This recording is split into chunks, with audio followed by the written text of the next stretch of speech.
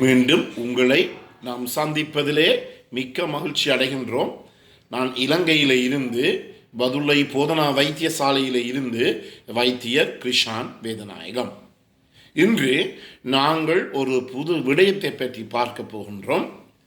பல இடங்களிலே எங்களுடைய நாட்டிலே இது சாதாரணமாக ஏற்படுகின்ற ஒரு பிரச்சனையாக இருக்கின்றது. அதாவது காய்ச்சல். ஒரு காய்ச்சலானது 3 கிழமைக்கு மேல் ஒருவருக்கு இருக்கின்றது, அதாவது 21 நாட்களுக்கு மேல் இருக்கின்றது. இந்த நிலைமைகளிலே நாங்கள் என்ன செய்ய வேண்டும் என்பதை பற்றித்தான் இனி வரப்போகிற நிகழ்ச்சிகளிலே நாங்கள் பார்க்க இருக்கின்றோம். உங்களுக்கு தெரியும், இந்த காய்ச்சல் என்று சொல்லுகின்ற போது சாதாரணமாக உடல் சூட்டை எடுத்துக்கொண்டு அதை நாங்கள் காய்ச்சல் என்று சொல்ல முடியாது.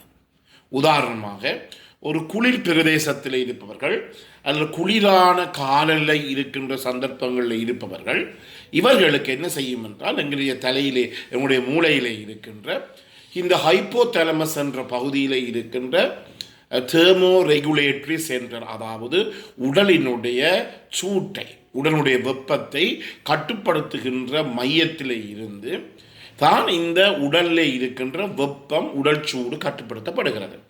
எனவே ஒரு குளிரான நேரம் அல்லது குளிரான காலநிலை அல்லது குளிரான பிரதேசத்தில் இருப்பவர்களுக்கு சாதாரணமாக அவருடைய உடல் வெப்பநிலையானது கொஞ்சம் உயர்வாகவே காணப்படுகிறது. என்றபடியினாலே ஒருவருடைய கையை நாங்கள் வைத்து அவருக்கு காய்ச்சல் இருக்கின்றது என்று ஒருபோதுமே எங்களால் அனுமானிக்க முடியாது. முக்கியமாக அதிலும் கூடுதலாக இந்த பிள்ளைகளுக்கு நாங்கள் அப்படி ஒரு கருத்தை முன்வைப்பது என்பது ஒரு பிழையானது.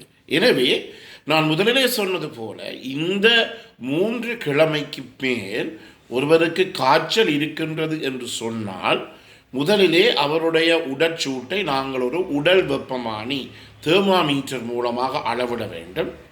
அதே நேரத்திலே ஒரே தெர்மாமீட்டர் பாவிக்காமல், ஒரே உடல் வெப்பமானி பாவிக்காமல் வேறு வேறு வெப்பமானிகளிலே பாவிக்க வேண்டும். சில நேரங்களில் உங்களுக்கு தெரியும், எந்த ஒரு தொழில்நுட்பத்திலே நாங்கள் எவ்வளவு முன்னோறினாலும் அங்கு அந்த இயந்திரத்தினுடைய ஒரு தவறு, ஃபெயிலியர் என்று சொல்வோம், மெஷின் ஃபெயிலியர் வரக்கூடிய நிலைமை அனைத்து இடங்களிலும் இருக்கின்றது.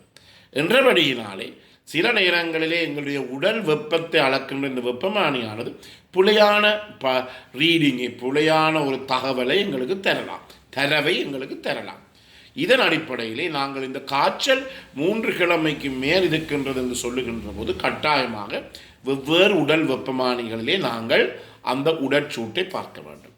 இரண்டாவதாக என்ன செய்கிறது, குளிர்கால பிரதேசங்களிலே, குளிர் பிரதேசங்களிலே இந்த குளிரை தாங்குவதற்காக பலவிதமான குளிர் உடுப்புகள், ஸ்வெட்டர்ஸ், அப்படி இப்படி என்ற குளிர் உடுப்புகளை பாவிப்பார்கள். எனவே இந்த குளிர் உடுப்பு உடுத்தி இருக்கின்ற போது எங்களுடைய உடல் வெப்பநிலையை நாங்கள் சோதிப்போமாக இருந்தால் அந்த நேரத்திலும் எங்களுடைய உடல் வெப்பநிலை கூடுதலாகத்தான் காட்டும். மிகவும் முக்கியமானது.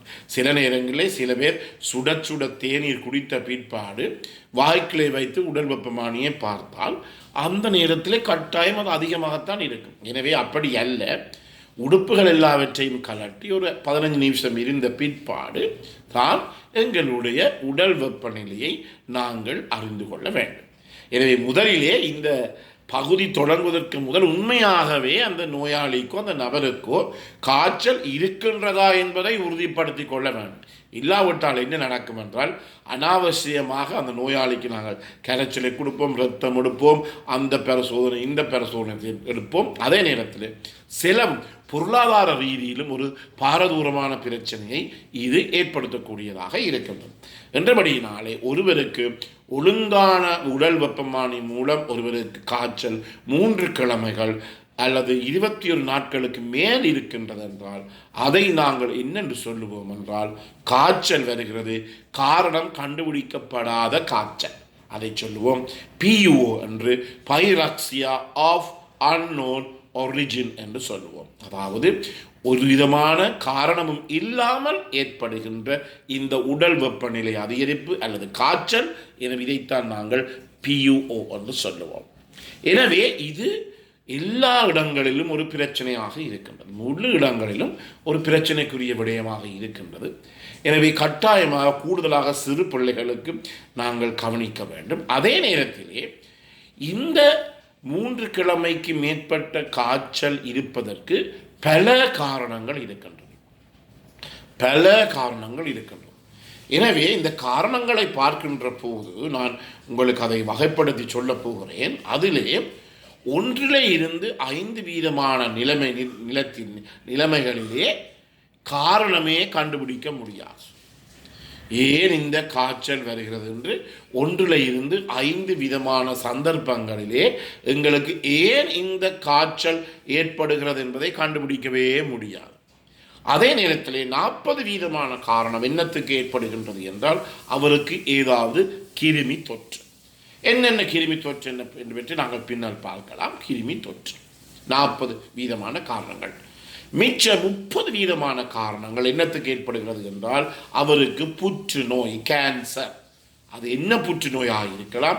அந்த புற்றுநோயிலே இவருக்கு இந்த காய்ச்சல் 3 கிழமைக்கு மேல் அல்லது 21 நாட்களுக்கு மேல் இருக்கலாம். அடுத்ததாக இன்னும் ஒரு நிலைமை இருக்கிறது. 20% ஆட்கள் என்னென்றால் அதை நாங்கள் இம்யூனோஜெனிக் என்று சொல்லுவோம். அதாவது உடலிலே ஏற்படுகின்ற நிற்பீடனம், அதாவது நோய் எதிர்ப்பு சக்தி, இம்யூனோஜெனிக் என்று சொல்லுவோம். இந்த நோய் எதிர்ப்பு சக்தியில் ஏற்படுகின்ற பிரச்சனை காரணமாகவும் 20% இந்த காய்ச்சல் ஏற்படலாம். அதே நேரத்தில் பல காரணங்கள், வேறு காரணங்கள், கிருமி தொற்றும் இல்லை, புற்றுநோயும் இல்லை, நிற்பீடனத்திலே பிரச்சனையும் இல்லை. அந்த நிலைமைகளிலே சில பேருக்கு இந்த காய்ச்சலும் ஏற்படக்கூடியதாக இருக்கின்றது. எனவே முக்கியமாக நாங்கள் என்னத்தை கவனித்துக் கொள்ள வேண்டும். இப்படி ஒரு காய்ச்சல் இருந்தால் உடனடியாகவே நாங்கள் வைத்தியருடைய ஆலோசனையை பெற வேண்டும். எங்களுடைய 3ஆம் உலக நாடுகளிலே என்ன நோய் என்று கண்டுபிடிக்காமல் என்ன அதற்கு நோய் எதிர்ப்பு கொல்லி மருந்துகள், ஆன்டிபயோட்டிக்ஸ் கொடுக்கப்படுகிறது. சில வேளையிலே தொடர்ச்சியாக இந்த ஆன்டிபயோட்டிக்ஸை, நோய் கொல்லி, அதாவது நோய் கிருமிகளை எதிர்க்கின்ற மருந்துகளை எடுக்கின்ற போது கூட இந்த ஆன்டிபயோட்டிக்ஸ் காரணமாக, இந்த மருந்துகள் காரணமாகவும் எங்களுக்கு காய்ச்சல் ஏற்படலாம். மிக முக்கியமாக கவனிக்க வேண்டியது. என்றபடியால் சில இடங்களில் நான் கண்டிருக்கின்றேன். நான் சிறுவருக்குரிய விடுதிகளிலே வேலை செய்கின்ற போது, வார்டுகளில் வேலை செய்கின்ற போது காய்ச்சலுடன் வருவார்கள். எல்லா மருந்துகளை நிப்பாட்டின பிற்பாடு காய்ச்சல் தன்னாலே குறைந்துவிடும். எனவே ஆன்டிபயோட்டிக் ஃபீவர் என்று கூட அதை சொல்லலாம். நோய் கிருமி அதாவது கிருமி கொல்லி மருந்துகளுடைய தாக்கத்தின் காரணமாக கூட இந்த ஹைப்போதலமஸ் எனப்படுகின்றது மூளை பகுதியில் இருக்கின்ற இந்த தெர்மோ ரெகுலேட்டரி சென்டர், உடல் வெப்பநிலையை கட்டுப்படுத்துகின்ற, இந்த ஒழுங்குபடுத்துகிற இந்த மையத்திலே ஏற்படுகின்ற மாற்றம் காரணமாக கூட, இந்த மருந்துகள் காரணமாக கூட இந்த பிரச்சனை ஏற்படலாம். எனவே இவற்றுக்குரிய மற்ற தகவல்களை நாங்கள் அடுத்த நிகழ்ச்சியிலே பார்ப்போம். எனவே இந்த நிகழ்ச்சி உங்களுக்கு பிடித்திருந்தால் இதை நீங்கள் மற்றவர்களுக்கு அறிமுகப்படுத்துங்கள். இதை லைக் பண்ணலாம், ஷேர் பண்ணலாம், அல்லது பெல் சைனை மணி சின்னத்தை அமர்த்தி இதை நீங்கள் சப்ஸ்கிரைப் பண்ணலாம். மேலே தகவல்கள் தேவையாக இருந்தால் 009477356245 தொடர்பு கொள்ள முடியும். அதே நேரத்திலே பிறந்திருக்க இந்த புதிய நாள் உங்கள் அனைவருக்கும் இனிய நாளாக அமைய அனைவருக்கும் பொதுவான இறைவனை வேண்டி விடை பெறுகின்றேன். நன்றி, வணக்கம்.